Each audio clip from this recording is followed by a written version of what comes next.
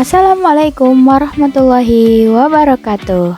Perkenalkan, nama saya Indri Boro Harahap dengan NIM 0503232130 dari kelas Perbankan Syariah 4A.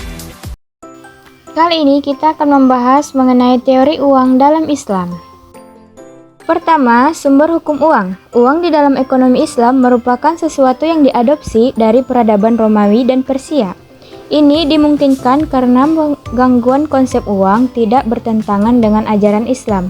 Dinar adalah uang emas yang diambil dari Romawi dan dirham adalah mata uang perak warisan peradaban Persia.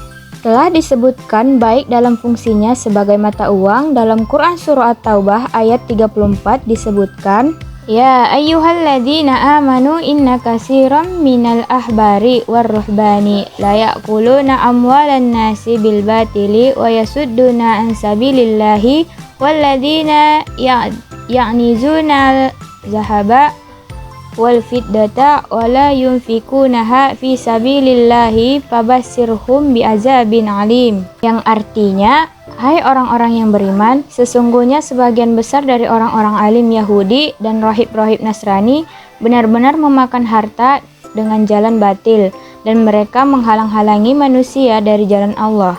Dan orang-orang yang menyimpan emas dan perak dan tidak menafkahkannya pada jalan Allah, maka beritahulah kepada mereka bahwa mereka akan mendapat siksa yang pedih.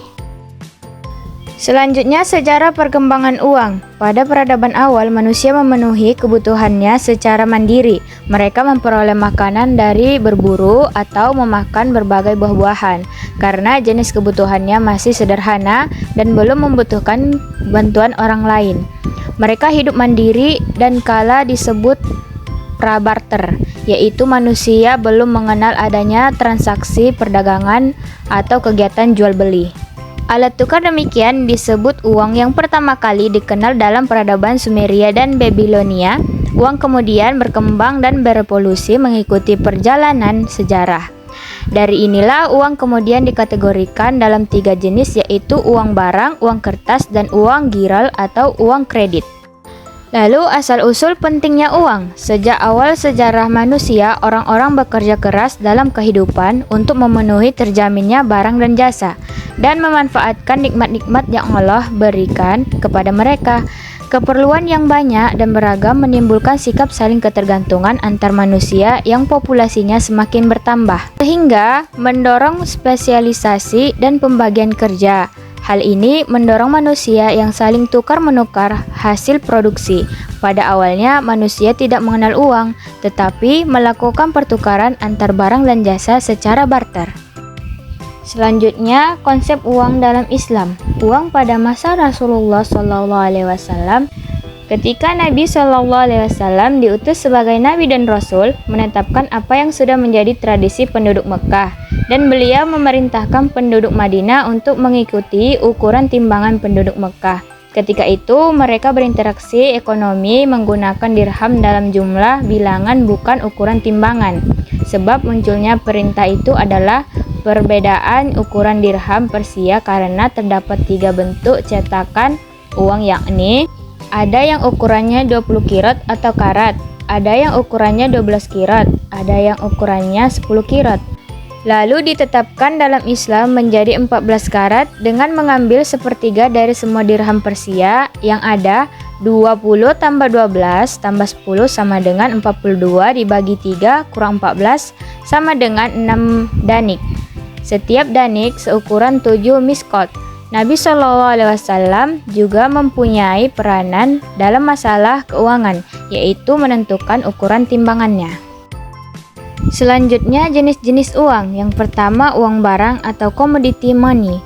Uang barang adalah alat tukar yang memiliki nilai komoditi atau bisa diperjualbelikan apabila barang tersebut digunakan bukan sebagai uang. Yang kedua, uang logam atau metallic money. Penggunaan uang logam merupakan fase kemajuan dalam sejarah uang. Logam pertama yang digunakan manusia sebagai alat tukar adalah perunggu, besi, dan terakhir logam mulia, emas dan perak.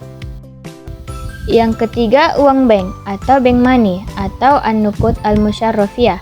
Uang bank disebut dengan istilah uang girol, yaitu uang yang dikeluarkan oleh bank komersial melalui cek atau alat pembayaran giro lainnya.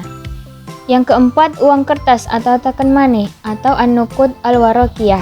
Uang kertas yang digunakan sekarang pada awalnya adalah dalam bentuk banknote atau bank promise dalam bentuk kertas, yaitu janji bank untuk membayar uang logam kepada pemilik banknote ketika ada permintaan.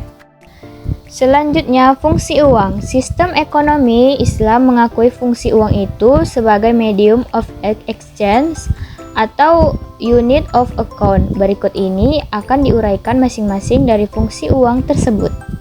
Pertama, satuan nilai atau standar ukuran harga atau unit of account. Fungsi uang ini merupakan fungsi yang terpenting.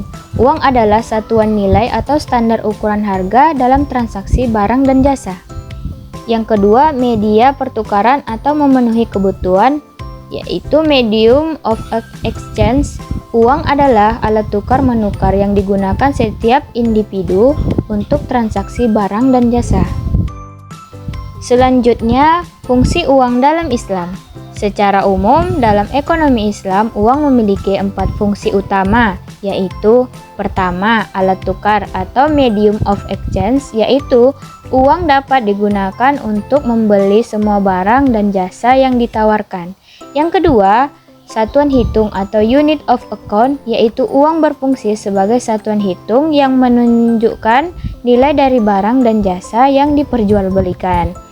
Yang ketiga, alat penyimpanan kekayaan atau store of value, yaitu penyimpanan sejumlah kekayaan senilai uang yang disimpan. Yang keempat, standar atau pengukur nilai atau standar measure of value, yaitu uang dapat mempermudah menentukan standar pencicilan utang piutang baik secara tunai maupun angsuran. Mungkin cukup sekian materi kali ini. Terima kasih sudah menonton. Bye bye.